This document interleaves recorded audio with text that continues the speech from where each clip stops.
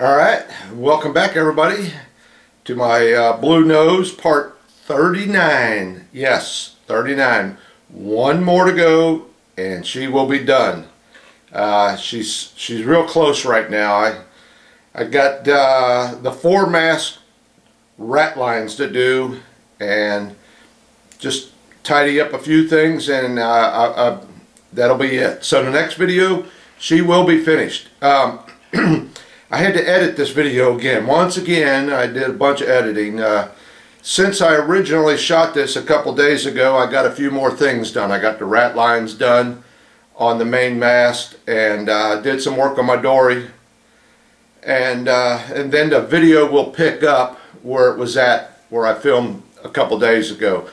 Now, the first half of this video is going to be just about the ship, showing you what I've been doing and stuff.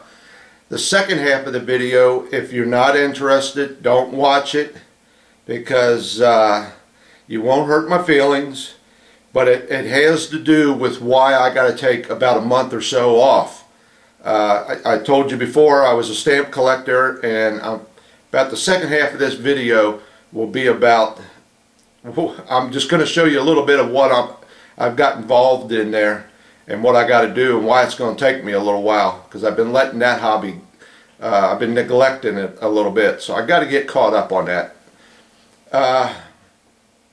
So let's go ahead and pick this up. I did order some more string, and I got it from Hobby Link, and that's L-I-N-C. I know there's another Hobby Link out there. I think they spell L-I-N-K, but this is L-I-N-C, Hobby Link. I ordered some more Constructo string. Here it is. Got 2 packs of each. Let me see if I can get it up here right for you. There you go. I think that's it right there. So there's two packs there of each. And you can, I don't know if it's showing up in there, but there is a lot of string there, and that's going to be for future rigging and to finish this one up. As I showed you in the last video, I ran out of those 2. So I got to use a little bit more to finish up a few things. What else? That's pretty much it. I'm going to start the video out showing you my Dory and the ratlines, and then the video, like I said, will pick up where I left off from the other day. Missed a couple days working on it this week, out shopping for a house. Ain't that a lot of fun? But you know, I'm the kind of guy, if I can't come in here in the morning and get on this, then my whole day's wasted. If I got to leave here 1 o'clock or 2 o'clock, go look at something or do something, I'm not the kind of guy that want to come back and then sit down and work on it for 4 or 5 hours. So when something like that happens, my day is shot. I did sit in here the other night. I thought I could knock out these ratlines in about a day. No way. Took me 9 hours, just about 9 hours, just to do the main mast. And so we'll get into that. Let me get the camera turned around, because I know this is going to be a lengthy or a long video, probably in the 40-minute range. But like I said, if you don't want to watch the second half, don't worry about it. You know, it's about my stamp collection and what I'm involved in and what I got to do. Just a little something I thought I'd throw in there. I don't want to mix 2 hobbies together into one video, but guys were asking, you know, they were worried that I wouldn't be back on YouTube or anything. Yes, I will. But let me get the camera turned around, quit rambling on here, because I know a lot of guys don't like to hear me talk. So here we go. Alright, so first thing I'm showing you is my ratlines. Alright, I got this on both sides of the main mast. Still have to do my foremast. I'm going to get on that today.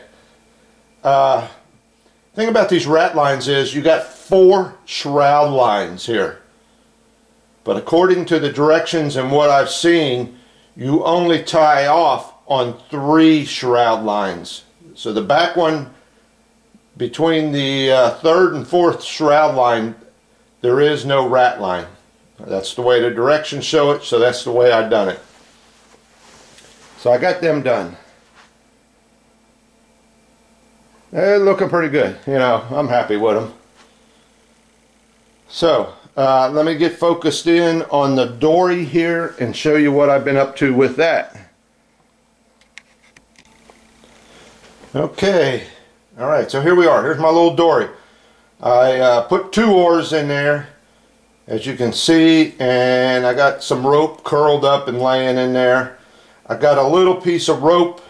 It's not showing up here in front, and it's tucked down inside. And then another little piece of rope back here on the back. And that's for, like I showed you, I'll be showing you later in the video, of where they hook up to it and then lower it down into the water. So my Dory is, excuse me for that, bumped the camera. So my Dory is pretty much done. That's about it. And I'm not gluing this stuff in there. I'm just leaving it laying there. The ship's not going to be moved around or anything. So I think they'll be alright. Right there they are. Let me get one out of here. Now, all this is, the handle is a toothpick. I took a toothpick and cut it down. And then I took another little piece of wood and shaped it to make the paddle end, or whatever you want to call it, of the oar. So that was a piece of cake, just a toothpick cut down. And on this rope that I got laying in here, alright, to form that, I use white glue. And let me see, let me back out a little bit. I just use my white glue and smear that on that rope or the string to form it into the shape that I need. And once again, I got a little jig here, a little jig, and I just wrap that string around there about 4, maybe 5 times, wrap it around, take some of that Elmer's glue, that white glue, and smear it on there, and then hurry up and get it off there because I don't want it being stuck on here. And as it's setting up, I'm forming it, getting it into the shape that I need, and that's how I do that. Real simple. Alright, so like I said, we're going to pick up now from where I was filming the other day. And once again, if you don't want to watch the second half, don't worry about it because it has nothing to do with the ship. So, alright, let's get back to the rest of the video.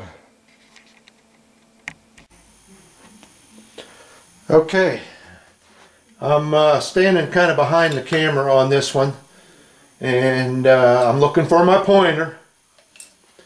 But you can see I got the anchor on. Okay, got her lashed off there with a couple of the ropes hanging down over the side. You just unlash it. Got my chain on, running up through that hawsey pipe or whatever you call it, and onto the deck, and curled up back here on the deck. I don't think that's showing up on the deck. This is just jewelry chain. Like I said, I do a lot of shopping over at Hobby Lobby, a craft store. And that's just jewelry chain that women would go in there and buy. And looks just like chain.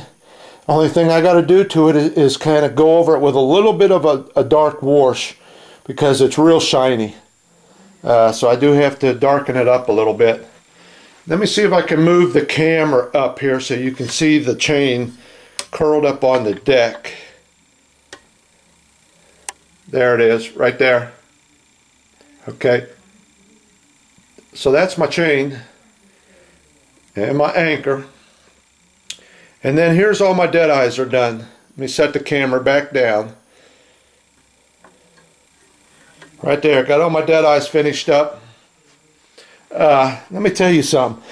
These right here, these are 4 millimeter dead eyes. I don't know what that comes out in imperial numbers, but those are pretty small. These right here, I ain't kidding you, that you can barely see them. I guess they're probably a 2 millimeter dead eye, somewhere around that, in that area. You think these are bad working with, wait till you try them. Those are a treat. the holes in them are so small you can't even get a drill bit in there to drill them out. So I just left them go. I made sure they were all open so I could run string in it. But, you know, and that's a much thinner string than what's in the other ones to go through in there. But, yeah, good luck on them. Let me show you the other ones back here. You can see I got my Dory I still got to mess with. And you can see the deck. All the string is cleared up on the deck.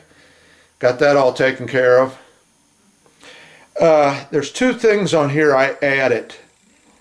They were on the plans, and I'll show you two of them. Here's one right here. Okay. And then there's one right back here on the other side, right here. And that is for what I believe and what it says on the directions. It's like a rod with a hook on the end of it, and then you hook the end of the Dory with this one, and then the one up front here you hook the front of the Dory with, and then you can, I guess, put it over the side of the ship. Now what they wanted you to do with this, let me back out a little bit. What they wanted you to do, according to the directions or the sheet of plans, is take this line and tie it off on this shroud, this last shroud right around here. I did not like that idea. I don't like tying off one string onto another string, because if you put any kind of pull on it, then you're pulling this string out of whack. So I took this all the way on up to the top of where this cross T is, and I hooked it up there, came down, got a block and tackle set up with it, and then I drilled another hole and put me in another belay pin, because they wanted you to tie it off to itself, and I don't care for that idea. There's a couple lines on here that tie off onto their self instead of to the belay pin, and I don't care for that a whole lot. So I just drilled 4 more holes, one here, one back here, one up on each other side, and put me in another belay pin. Now I had to steal these belay pins from back on the back of the deck. There was about 5 of them back there were not being used, and a lot of it has to do with that block and tackle I took off of that mast and the way I moved that flying backstay on the other side. So I was able to take some belay pins from back there and move them up here and tied them off onto belay pins. Let me show you what I'm talking about back here on the back. Right here. And that's that flying backstay. If you remember quite a few videos ago, I talked about them. Well, the one on the other side, you know, and it comes down and ties off on a belay pin here. Well, the one on the other side, I put into what they call the stowed position. And let me see if we're showing up here. Let me back over here a little bit. Okay, this is the other one. This is the other flying backstay right here. This is what they call their stowed position. The one on the other side I just showed you was back here. So you can move these around on the ship depending on which way you want your boom to swing out. So I got this one up here, but the one on the other side is towards the back. And that's why I wound up with some extra dead eyes that I could use, because they gave you just enough dead eyes to use on this ship.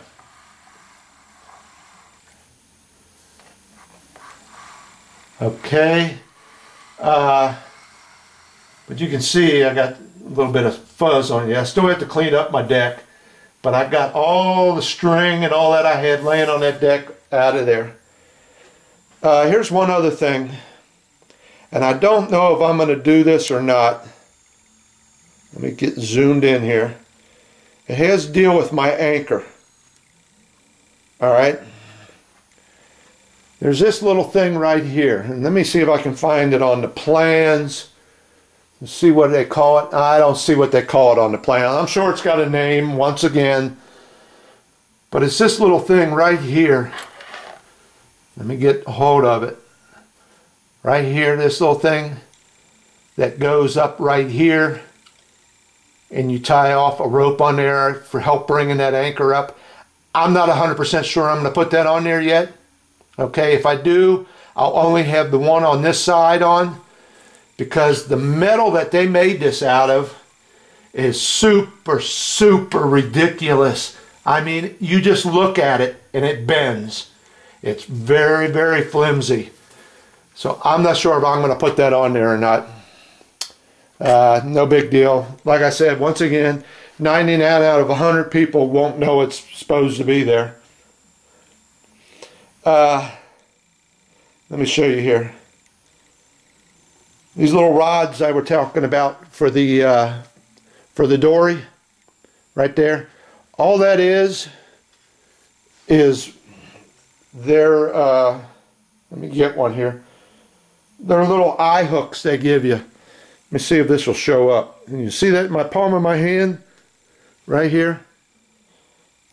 And they gave you them little eye hooks that were pretty long, and all I did was just bend a little hook into the one end of it right there.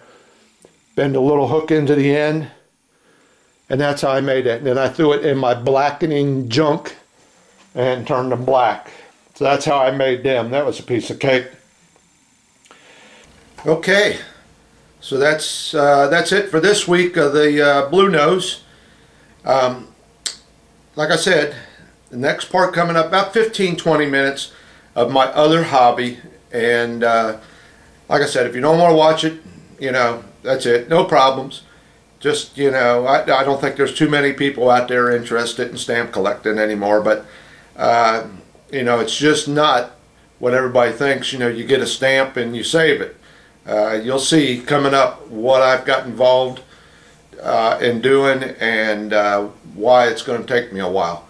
So enjoy what's coming up, you know. If you don't, you don't. I don't care, you know. I ain't out there to please nobody but myself and my wife and my kids and my grandkids and my dog. But enjoy, you know. All right, guys, thanks for watching. Okay, so here's Mr. Hands. I'm done talking about the ship. We're going to talk about something else here. So if that's all you wanted to see was my ship and where I was at, then you know, you can cut it short here. It won't hurt my feelings. But I'm putting this on here because I got a comment from a fellow that was kind of upset because he felt I wouldn't be back on YouTube for about a year to build another ship. Well, that might be true for a wooden ship, but in about a month or so, I will be back and I will be building another ship.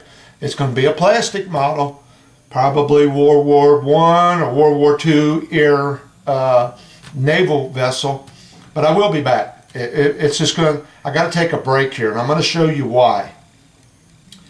So I really don't want to get too involved in mixing my videos up and putting on here what I'm about to show you, because I want to save this channel for just modeling, okay? And if I find out from you guys there's any interest in what I'm about to show you, I just might start up another channel.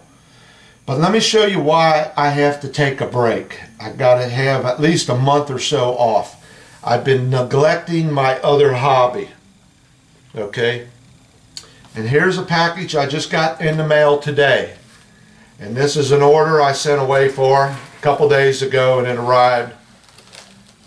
And if any of you remember, I told you I was a stamp collector. So here's a small order of the U.S. This is U.S. stamps. This is just a percentage of what I have for the year 2014. What I'm going to show you is only for the year 2014 and why I have to take a break. I have to go through all these, catalog them, put them onto my computer program, list them all in there, get them out of here, put them in little sleeves to protect them, print pages out for my larger book, and get them in there. And like I said, this is just a small portion of what 2014 involves. Usually, if you were to collect every variety of stamp that comes out in a year, there's probably close to 200 different types for just the US. Now, I collect worldwide. I have a stamp from every country there ever was or will be in the world. A lot of the countries that don't exist no more, I've got stamps from them. Now, that's not saying I got every stamp. Some countries might have had 400 or 500 stamps put out. For a young country that wasn't around very long, I might have 10. But I do have a stamp from just about every country in the world. A lot of them are used. These are all what you call mint, never been used. Right there, USS Arizona Memorial. That is a $20 stamp. That is a priority stamp, I guess. Here's a duck stamp. I collect those. $15.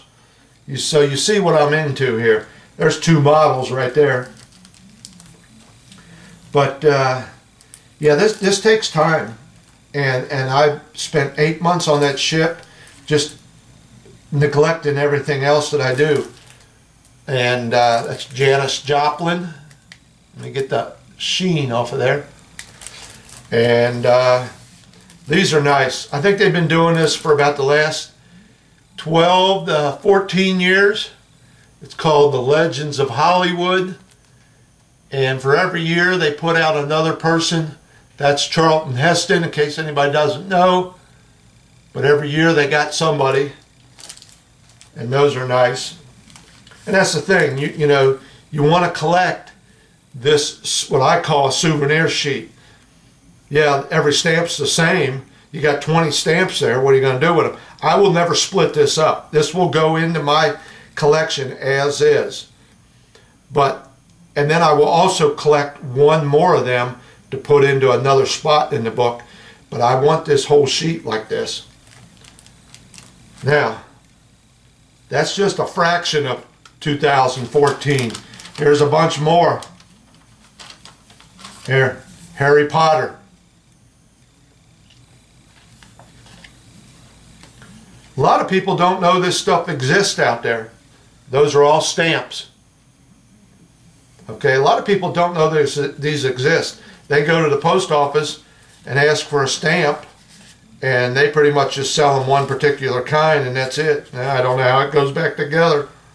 I think it's like that. But yeah, there's a few bucks sitting here. There's quite a few models sitting here. When I talk about putting them in little sleeves, that's these little things right here. They're protectors. They're acid-free, and you stick these in your book, and it keeps the stamp from being damaged in any way. All these have to go in there. Some of these are 2013 stamps, but all these have got to go in my book yet. Okay, and there's the single Charlton Heston. You just saw what I call the souvenir sheet. This is all stuff that needs to be taken care of.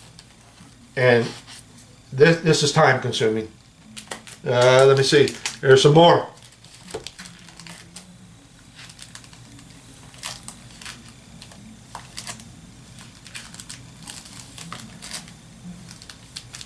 They come out with one of these every year. Year of the snake or year of the horse or whatever the hell year it is according to the Chinese. There's this little collection right here. I don't have it open. There's, and I can't believe I didn't open that. There's five different versions of this inside this package. There's everybody's favorite, Johnny Cash. Civil War, they're doing a series on the Civil War.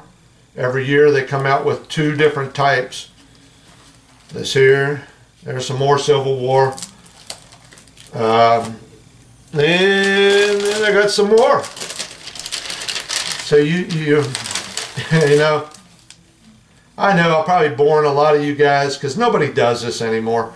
Every time we go to a stamp show, they usually got an oxygen table set up and an ambulance sitting outside because all the guys are so old. You know, I'm probably the youngest guy in there. But just nobody, there is some expensive stamps out there. Now don't get me wrong, some old stuff, you know, you'll never find them. I'll never see one in my lifetime. But I have seen stamps out there worth anywhere from $400,000 or $500,000 to $1 million. Very rare stamps. They have to be. They're just super, super rare. But they're out there. But you know, if anybody wants to send me some canceled stamps or stamps from their country, I will be more than happy to take them. There you go. Batman. So, I mean, I've got books upon books. I think I might have showed you my books in my year in review series, that one I did. I think I showed you all my books I got sitting over here on the wall in bookcases. The Battle of Lake Erie. Here's a nice one. The Medal of Honor, and this from the Korean War. No, this is the one from World War II. This is the Korean War. This is the Medal of Honor stamps. There's 2 stamps there, and these are all the guys that got the Medal of Honor in the Korean War, in World War II. So, yeah, I've got a lot of work here to do. Got a lot of work. So, alright, I know I probably bored you guys to death because, like I said, nobody does this anymore. I find it very interesting. It's, like I said, I built up a very good collection of US and Canada. I got an order from Canada coming that I ain't kidding you. I could buy me a half a dozen models. But that's my fault for waiting until the end of the year and ordering a whole year at one time. Usually what I like to do with Canada is they put out what they call a quarterly pack, and then just order the pack every 3 or 4 months, and it's a lot cheaper that way, or it seems a lot cheaper, less expensive, I guess, in a way. So, alright, I'm going to let you go. I just wanted to let you know why I was going to be taking a break. Now, a lot of guys probably won't see this part of the video. I notice when I get a model done, most of my hits come from one of 2 sources: the opening box review and the finished model. I get more hits on them 2 than anything else, and so guys probably won't see this and think, oh well, the guy built 1 ship and that's it, he's off the air. No, that's not true. I will be back.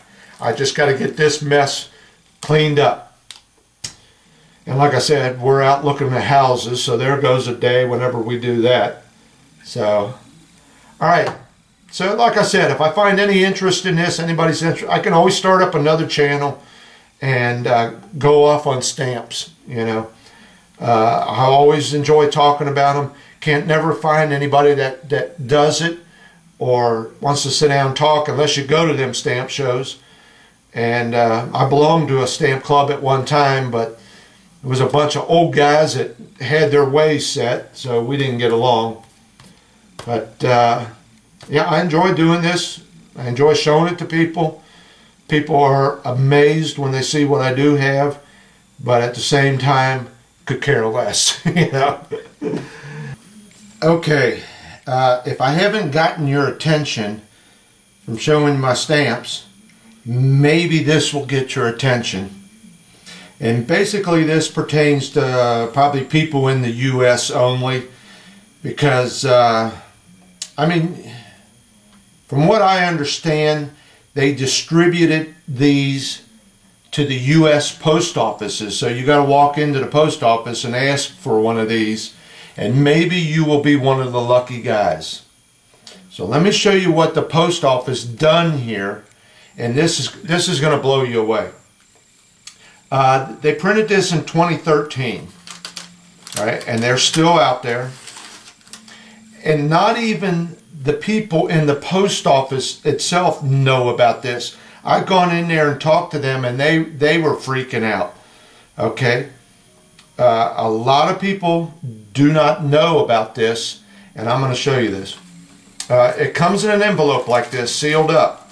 So there's you can't see what's in there, so nobody can cheat at the post office or wherever and get them. When you buy this, it will come covered up, so you can't see through the envelope. And what you are buying is this right here. All right? And it's a commemorative issue.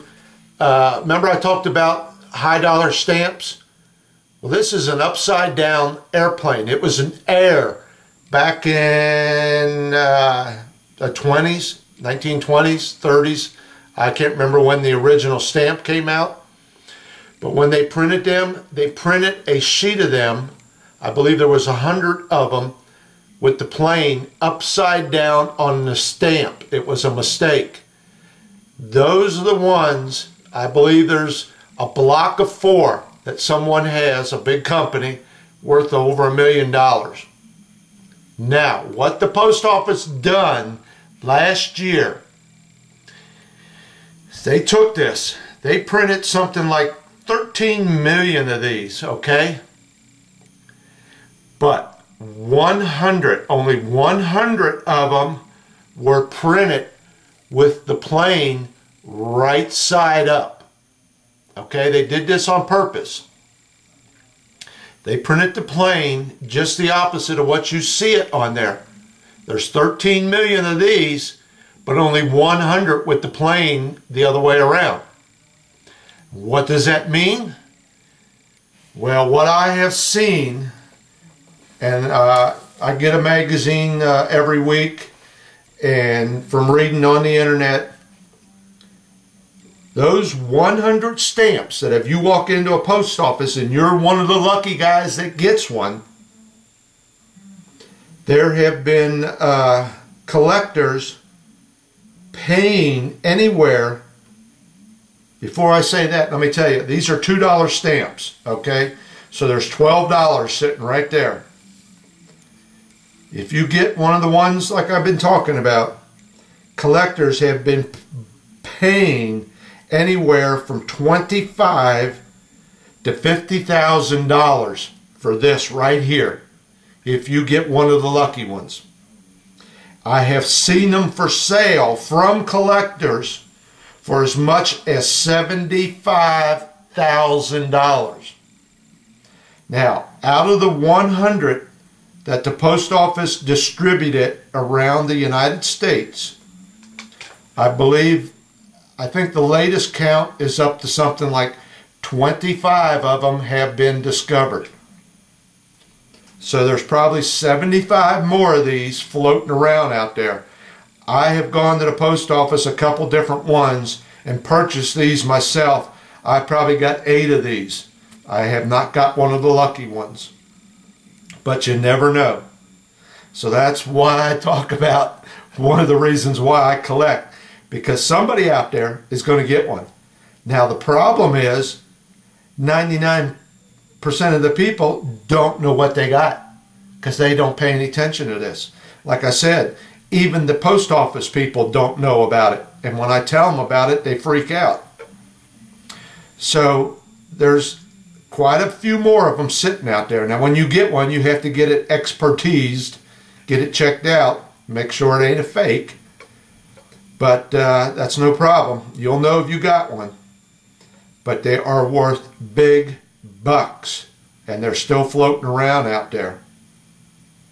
So it's just a little something that, you know, it's pretty wild. You know, it's one of the reasons I collect. Because every once in a while, you know, you might come across something in somebody's basement that they had a box of stamps, and you might be one of the lucky guys to find something strange like this. Paid $12 for it, and that's what you will pay for it. You will pay $12 when you walk into the post office, and if you happen to be one of the lucky ones, your $12 could turn out to be worth anywhere from, say, $50,000 to $75,000. I would not sell it to a collector because they're probably only going to give you $30,000 to $50,000 for it and turn around and want to sell it for $75,000. I would probably put it up on an auction. But just one thing for you to watch out there. There's still a bunch of them out there. If you live in the United States, they should still be available. It is the inverted Jenny. They call it invert Jenny. Right here, it's what it says on the back. Inverted Jenny. But if you happen to get the one, where the plane is correct, you know, is the right side up, then you got some money.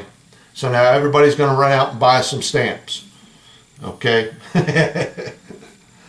But that's the only way I know you can get them. You have to go to a post office, because that's what they've done with the 100 that they made. They distributed them around the United States to the post offices, and somewhere they're sitting there. They're available, because they've been keeping a pretty good track of them. Like I said, there's probably only 25. I think it's up to about 25 that have been found. So everybody run to the post office now, and probably when you go in there and ask the mail clerk for them, they won't know what you're talking about, and they'll probably get mad because they got to go look in the back room for them. But that's what it's called, and they'll probably tell you they don't have any more, but they should. Okay, I think that's going to be about it.